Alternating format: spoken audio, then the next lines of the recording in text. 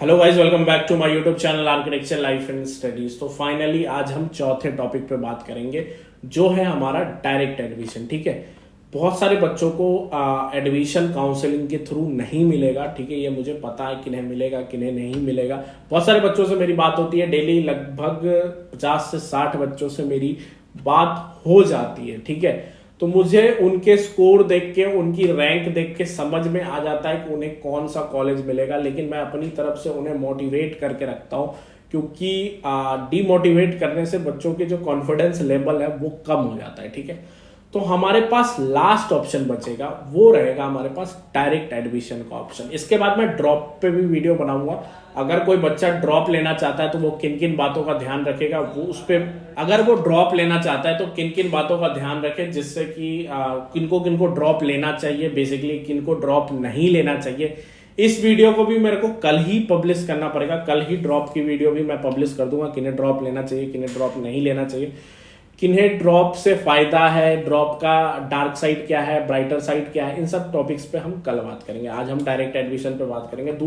दूसरा इंपॉर्टेंट बात, हमारी बैचेस ऑन हो चुकी है। जिन बच्चों को इनरोल करना है, जो ड्रॉप ले रहे हैं, वो भी इनरोल कर सकते हैं।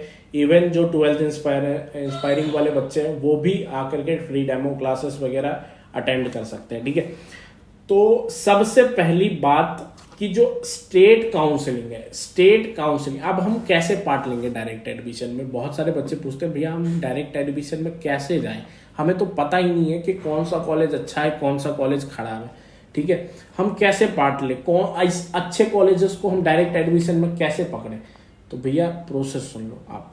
ठीक है, सबसे पहली बात कि जो आपका एडमिशन होगा इस बार डायरेक्ट एडमिशन, वो नाटा और जेईई मेन पेपर 2 के बेसिस पे होगा। ठीक है, नाटा और जेईई मेन पेपर 2 में जो भी आपके स्कोर होंगे उसकी बेसिस पे होगा। डायरेक्ट एडमिशन में कोई काउंसलिंग नहीं होती, आपके जो भी स्कोर होंगे उसके अकॉर्डिंगली आपका एडमिशन हो जाएगा। ठीक है, तो जो बच्चे 70 लेके आए हैं ना, जो मेरे को मैसेज करते हैं भैया मेरे को 70 आया, मेरे को कोई कॉलेज मिलेगा कि नहीं मिलेगा, ऑब्वियसली मिलेगा तुम्हें कॉलेज। ठीक है, तो ये टेंशन नहीं लेना कि मेरे को मिलेगा कि नहीं मिलेगा, मिलेगा। ठीक है, अब देखो कि उस 70 नंबर से तुम अच्छे कॉलेज में कैसे पहुंच पाओगे, उसका प्रोसेस सुनो।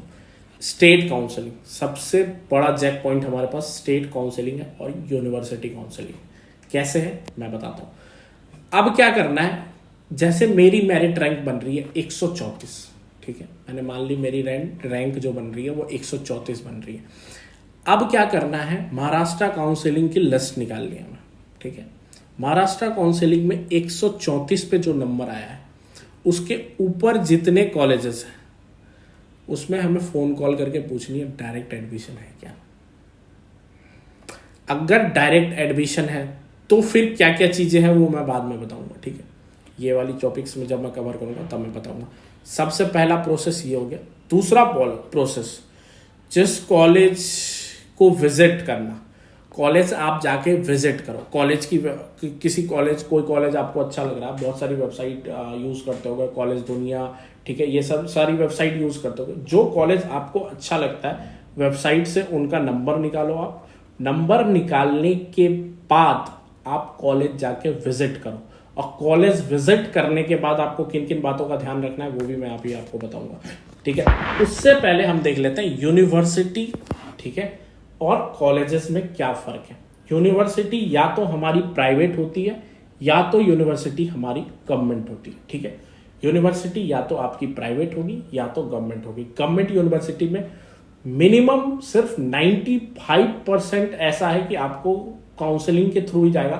कुछ ऐसी यूनिवर्सिटी, एक दो इस बार मेरे को देखने को मिली है गवर्नमेंट यूनिवर्सिटीज, जो आपकी डायरेक्ट एडमिशंस भी ले रही है। ठीक है, एक यूनिवर्सिटी देखी है अभी तक। ठीक है, जो गवर्नमेंट भी है और डायरेक्ट एडमिशन भी ले रही है। ठीक है, बाकी कोई ऐसा यूनिवर्सिटी नहीं दिखा है जो गवर्नमेंट है और आपके डायरेक्ट एडमिशन लेगा। ठीक है, वो जब भी जाएगा काउंसलिंग के थ्रू ही जाएगा, क्योंकि या तो वो स्टेट फंडेड कॉलेज होगा या फिर वो मतलब केंद्र सरकार के फंड में होगा, मतलब CIFTS कॉलेज होगा या फिर आपका स्टेट फंडेड कॉलेज होगा। तो वो स्टेट की काउंसलिंग से जाएगा या फिर सेंट्रल की काउंसलिंग जोसा या सीसेप से जाएगा।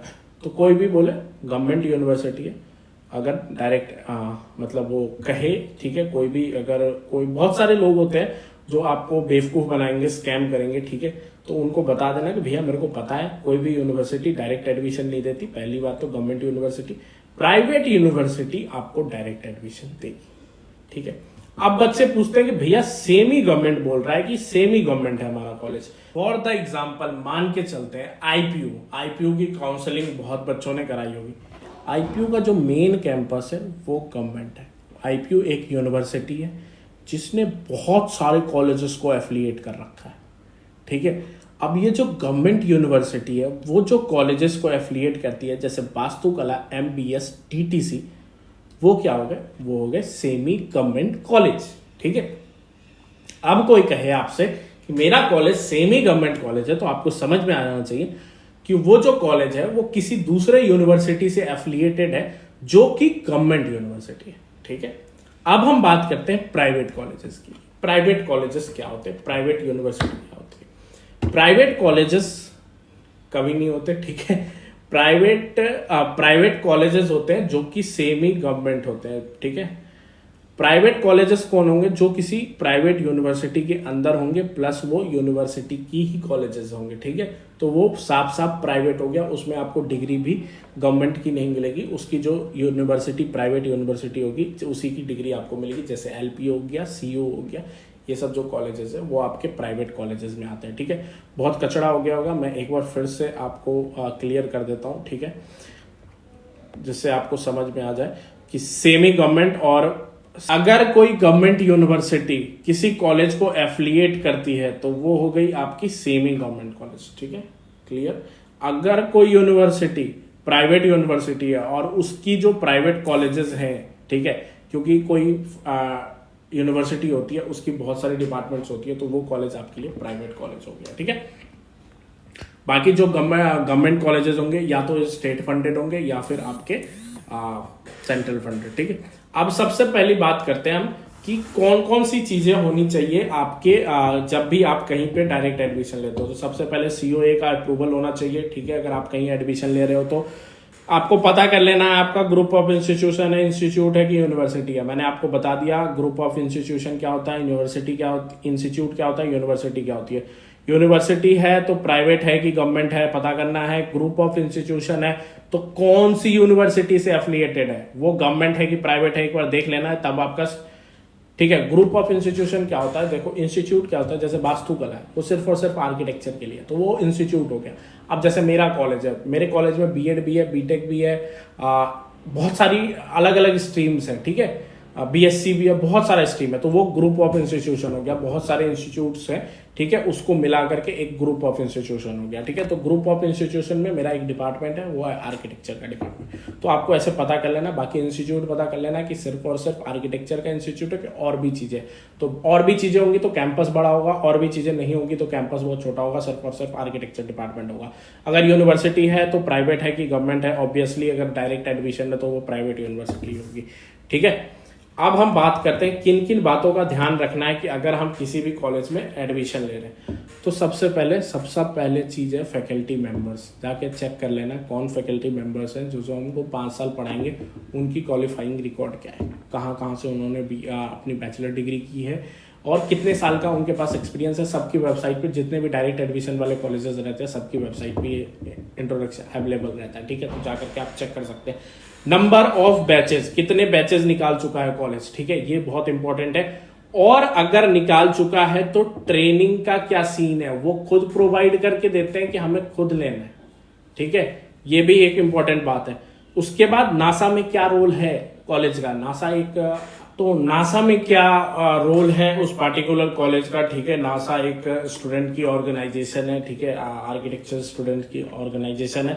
उसमें क्या रोल है, किस तरीके से पार्टिसिपेट करता है कॉलेज, पार्टिसिपेट करता है कि नहीं करता, बाकी ये सारी चीजें आपको पता कर लेनी है। एक बार फीस स्ट्रक्चर भी, प्लेसमेंट भी, हॉस्टल्स भी देख लेना है, क्योंकि हॉस्टल बहुत इंपॉर्टेंट रहता है आर्किटेक्चर में।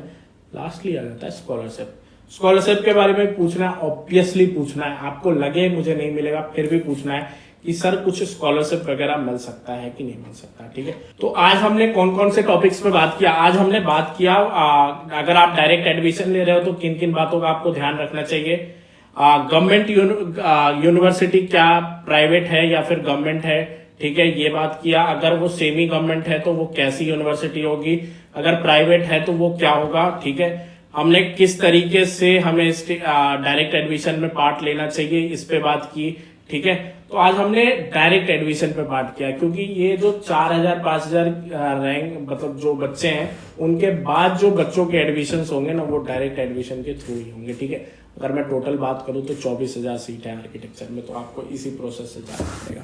बाकी आप मेरे चैनल को सब्सक्राइब कर सकते हैं और बेल आइकन बजा के रखना है यार, क्योंकि आगे भी ना आपको ना जितना हो सकेगा मैं अपनी तरफ से हेल्प करने की कोशिश करूंगा। और कल की वीडियो में मैं ड्रॉप के बच्चों पे बात करूंगा कि अगर कोई बच्चा ड्रॉप लेना चाहता है तो उसको किन किन बातों का ध्यान रखना चाहिए, किनको ड्रॉप लेना चाहिए सबसे पहली बात, और किनको नहीं लेना चाहिए, ये सबसे इंपॉर्टेंट हो जाता है। तो सबसे इंपॉर्टेंट हम उस टॉपिक पे बात करेंगे।